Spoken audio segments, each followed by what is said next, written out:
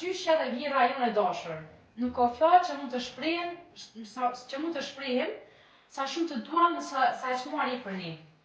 Të falenderojmë për çdo moment të bukur që kemi kaluar së bashku dhe për dashurinë që na e ke dhënë pa kushte. Ti je një burim i pafund, mençuri dhe ngushëllimi për ne. Dhe për këtë jemi gjithmonë mirënjohës. Gëzuar ditëlindjen dhe uroj se këtë ditë të jetë paqe veçantë sa jetën e jetën tonë. Urojmë që vitet që vinë vijim të sjellin shumë shëndet, lumturi dhe gëzim. Dhe se çdo moment jetë i mbushur me dashuri dhe ata që të duan. Sot, edhe pse jetoni në gurbet, ne kemi ardhur për ty më e dashura jonë.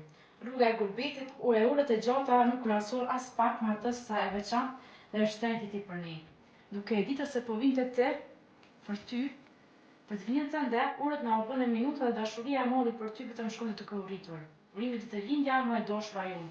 Të duam shumë, vajza Aditja me bashkëshortin Valdidin, mbesa Dafina dhe Dorontina nipi Ridvani, vajza Violeta, mbesa Otela dhe Romesa dhe nipi Diori. Urime. Një